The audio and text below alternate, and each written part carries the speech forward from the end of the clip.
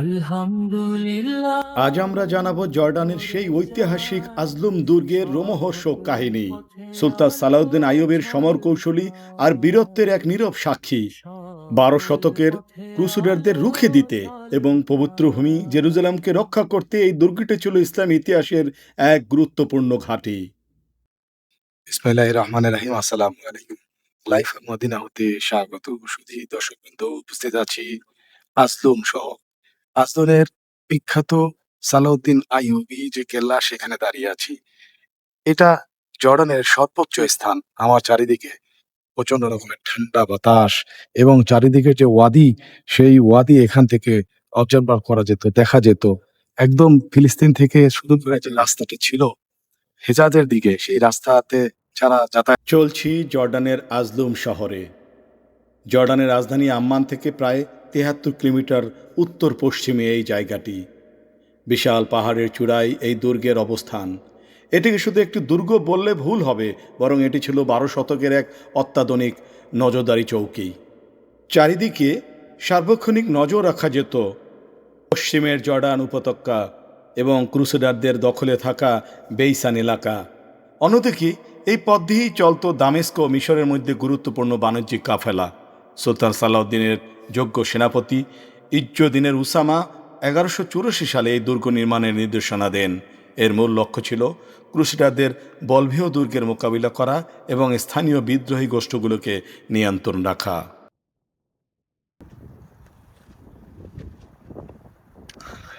দর্শকবৃন্দ, এই যে এটা হলো টিকিট সেন্টার।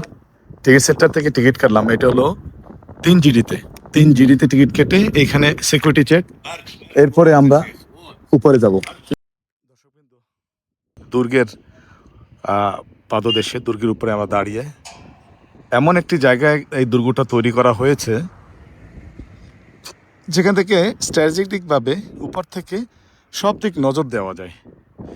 এদিকটা আমরা আসলাম একটু আগে। এই দিক হলো জর্ডান এরিয়া, এপারে ওই পাশটাই হলো ফিলিস্তিনের, আর ওই পাশে সিরিয়া। আমরা ওইটাও দেখবো ইনশাআল্লাহ।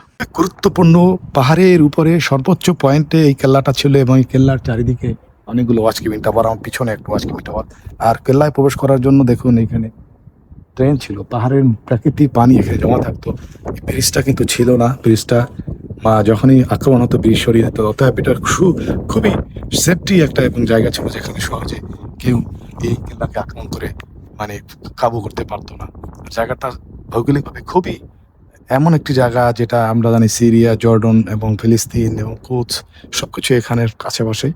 এই রাস্তা থেকেই সবাই যারা যাতায়াত করতো তারা যেত। এবং এখানে আগের যুগে যে যোগাযোগটা হতো কবুতরের মাধ্যমে, সেটা এখান থেকেই পরিচালিত হতো। নিচ থেকে, ওয়াদি থেকে কোনো খবর থাকলে এখানে কবুতর এসে খবরটা দিয়ে দিত এবং দূর থেকে দেখা যেত কোনো শত্রু আক্রমণ হচ্ছে কিনা। এবং এখান থেকে যারা সিপাহী সালার ছিল, তাদের যে খাদ্য ভাণ্ডার এখান থেকে পর্যাপ্ত পরিমাণে দেওয়া হতো। পানি জমা ছিল, যারা পানি তাদেরকে সরবরাহ করা হতো। সেই জন্যই এই সালাউদ্দিন আইয়ুবীর এই যে কেল্লাটা খুবই গুরুত্বপূর্ণ একটি কেল্লা। সুলতান সালাউদ্দিন আইয়ুবী সবসময় এখানে থাকতেন না, তিনি মাঝে মধ্যে আসতেন, কিন্তু এটি ছিল তার স্বপ্ন এবং কৌশলের ফসল। এই দুর্গটি জাবালে আইয়ুফের উপরে অবস্থিত। আমরা এই পাহাড়ি এখন অবস্থান করছি। আলহামদুলিল্লাহ, ভরে যায় সকল পথে আলো ঝলকায়, সকল পথে আলো ঝলকায়। সালাউদ্দিন আইয়ুবী যখন এখানে আসেন, তিনি এর কৌশলগত দিক থেকে বুঝে যান একটি বিশাল বিখ্যাত জায়গা এবং লোহা খনি সমৃদ্ধ অঞ্চল, তাই অস্ত্র তৈরির জন্য একটি উপযোগী। 1187 সালে হাইওনের যুদ্ধে আলাউদ্দিন যখন ক্রুসেডারদের পরাজিত করেন, তখন এই আজলুম দুর্গের পিছন থেকে রসদ ও যুদ্ধবার্তা প্রেরণের প্রধান কেন্দ্রবিন্দু হিসাবে কাজ করছিল। আলহামদুলিল্লাহ, ভরে যায় সকল পথে আলো ঝলকায়। এটা এখানে ছিল ওয়াচ টাওয়ার। এই পাশটা ওয়াচ টাওয়ার, আর এটা হলো জায়গাটা। দেখুন, সহজে এটা অতিক্রম করা যায় না পাথর দিয়ে দিয়ে। আর এটা হলো যাওয়ার একটা রাস্তা। এখান থেকে উপরে যাবো, উপরে গিয়ে আপনাদের দেখাবো। দর্শকবৃন্দ, এখানে একটা জিনিস দেখেন, এই দুর্গটায় যদি কেউ প্রবেশ করতো তাহলে এই যে এইটা পুরো টোটালটা একটা কূপের মতো, ডিগিং বলে, এখানে পানিও জমা হতো। তো এখানে সরাসরি ঘোড়া নিয়ে কেউ প্রবেশ করতে পারতো না। এখানে একটা ব্রিজ আছে, এই ব্রিজ দিয়েই যেতে হতো। এই ব্রিজটাও ফোল্ডিং অবস্থায় ছিল যাতে শত্রুরা আসলে ব্রিজ থাকতো না তখন। এরপরে আমরা আরো দেখি, এই দেখো এখানেও পানি জমা থাকতো এবং এখানেও প্রোটেকশন, এই চারিদিকে যে কূপগুলো বা এই যে খালের মতো, এটা দিয়ে প্রোটেকশন ছিল। আর এই হলো মেইন দরজা। এই যে ব্রিজটা দেখি, এই ব্রিজটা কিন্তু ছিল না আগে, যখন শত্রু আক্রমণ করতো এই ব্রিজটা থাকতো না। এরপরে এই যে গেট, এই গেট থেকে এখানে ভিতরে আমরা প্রবেশ করছি। এখান থেকে আমরা দুর্গের ভিতরে এখানে একটা জিনিস আপনাদের দেখাই। যারা তীরন্দাজি করতো বা তীর মারতো, তারা এখান থেকে চেক করতো, বাইরে অনেক দূর পর্যন্ত দেখা যায়। আর এইখানে তীর রেখে এখান থেকে তীর দেখেন এখানে কত মোটা। এইখানে কেল্লার ভিতরে নিচে ওয়াচকিপিং করার জন্য এবং তাদের রসদ দেওয়ার জন্য এখানে একটি কূপের মতো, বা এখান থেকে তারা রসদ বা তাদের নিত্য প্রয়োজনীয় জিনিস নিচের দিকে দিতে পারতো বা চেক করতে পারতো। আর এইখানে সেই রকম সিকিউরিটি চেক। দুর্গের পাথরগুলো হাজার বছর পরেও আজও কত মজবুত। পরবর্তীতে মামলুক শাসকেরা এই দুর্গকে আরও শক্তিশালী করেন। 1260 সালে মঙ্গলরা এই দুর্গের অনেকাংশ ধ্বংস করে দিলেও মামলুক সুলতান বাইবার্স তা দ্রুত মেরামত করে এখানে এক বিশাল খাদ্যশস্যের গোলা তৈরি করেন। একটা ছোট মিউজিয়াম।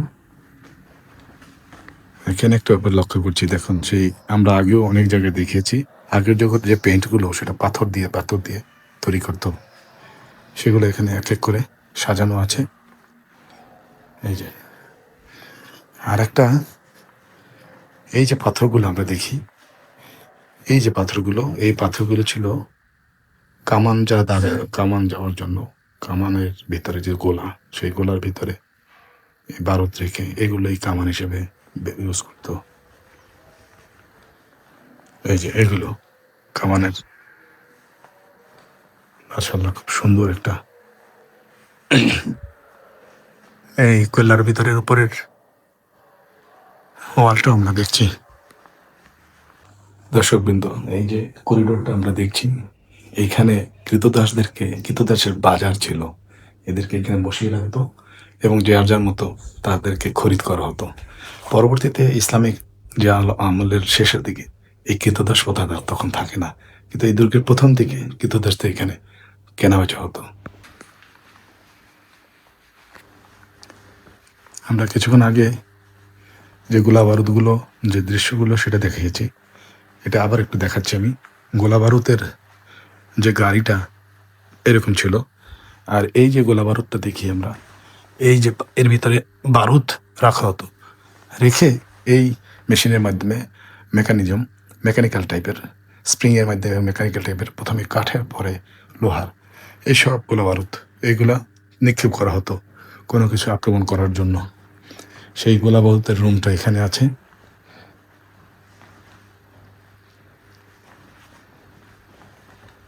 মসজিদ সালাউদ্দিন আইয়ুবীর আমলের একটা মসজিদ আমরা এখানে দেখছি।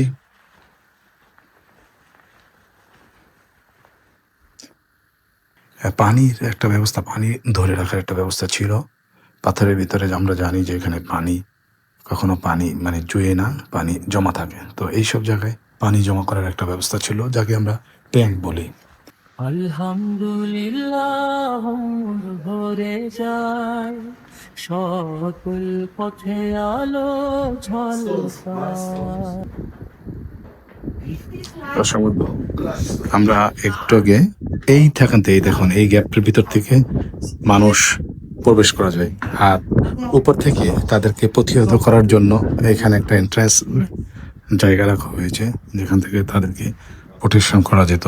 যে সিস্টেমটা পানি কিভাবে রাখে, এখানে ন্যাচারালি যদি পানি আসে তাহলে এখানে পানি জমা করা হয়, এখান থেকেই তাদেরকে বিভিন্নভাবে বিভিন্ন জায়গায় পানি ছড়িয়ে দেওয়া হতো। আসলে আমরা জানি সবাই যে মাঝে মধ্যে যদি এখানে অ্যাটাক হতো তখন এই রোদ চারদিক থেকে আটকানো হতো এবং তখন এর ভিতরেই পানি জমানোর ব্যবস্থা ছিল প্রাকৃতিকভাবে, কারণ এই আজদম শহরটা অনেক বৃষ্টি হয়, সেই প্রাকৃতিক পানি দিয়েই তারা বিভিন্ন জায়গায় পানির কাজ করতো। আমরা একটু আরো উপরে কেল্লার উপর দিকে যাচ্ছি। আলহামদুলিল্লাহ ভরে যায় সব। এখানে বলছে একসাথে 35 জনের বেশি লোক এখানে আসতে তাদের নিষেধ আছে, কারণ পুরোনো ক্যাসেল, সে 1200 এখন 2500, প্রায় 1000 বছরের আগের ক্যাসেল। এমন একটা জায়গায় দাঁড়িয়ে আছি যেখান থেকে চারদিক নজর দেওয়া যায়। এইখানে অবশ্য বোর্ডে সবকিছু লেখা আছে। এই দেখেন, আমাদের ওয়েস্ট এদিকে, হ্যাঁ ইস্ট এদিকে, নর্থ এদিকে, সাউথ এদিকে। এদিকে আলকুৎসের দিকটা, এই এই যে আমরা গ্রামগুলো দেখছি, এইটা আলকুৎসের দিকে, এইটা জর্ডানের দিকে, এই দিকটা হলো এটাও ফিলিস্তিনের পুরো জায়গাটা ফিলিস্তিন এই দিকটাই। এই দিকটাও জর্ডনের যে আজলুম শহরটা সেটা। আর এই ভিলার পরে ফিলিস্তিন, সরি এটা ছিল সিরিয়ার দিকটা, এই দিকটা বর্তমানে। আর আমরা জানি একসময় সিরিয়া, লেবানন, জর্ডন এগুলো সবই ছিল শ্যাম। এইখানে এই কেলাটা তো হওয়ার কারণটি হলো চারিদিকে আমরা সব কিছু দেখতে পারি, এক এক করে সব শহরগুলো আমরা দেখতে পারি। এই যে এই পাশটা ফিলিস্তিনের শহর। আলহামদুলিল্লাহ ভরে যায়। দুর্গের মূল কাঠামো 4টি বড় টাওয়ার দিয়ে গঠিত। চারপাশে খনন করা হয়েছিল প্রায় 16 মিটার চওড়া এবং 15 মিটার গভীর এক বিশাল পরিখা। ভাবতে পারেন, শত্রু সৈন্যরা যখন এই পরিখা পার হতে চাইতো তখনই দুর্গ উপর থেকে তীর বর্ষণ এবং ফুটন্ত গরম তেল দেওয়া হতো এই বিশেষ ছিদ্রপথগুলো দিয়ে। এখানে একটি সেমিনার বর্তমানে করা হয় এবং কিছু ডিসপ্লেও দেওয়া আছে। হিস্ট্রিটা আপনারা একটু জুম করে দেখে নেবেন। আলহামদুলিল্লাহ ভরে যায় সকল পথে আলো ঝলকায়। ইতিহাস সমৃদ্ধ আজলুম শহর, এর সৌন্দর্য অনেক। জর্ডানের বেশিরভাগ অংশ মরুভূমি হলেও এই আজলুম এক ব্যতিক্রম। চারপাশে পাইন আর ওক গাছের ঘন বন। দুর্গের চূড়ায় দাঁড়িয়ে সূর্যোদয় দেখার অনুভূতি সত্যি ভাষায় প্রকাশ করার মতো নয়। 2023 সালে এখানে যুক্ত হয়েছে আধুনিক কেবল কার, যা দিয়ে আপনি পুরো পাহাড় আর দুর্গের মনোরম দৃশ্য উপভোগ করতে পারবেন। রহমান তুমি, দয়ালু তুমি, সৃষ্টি তোমার অপরূপ, আলো ঝলমল, খোদা হৃদয় বাঁধা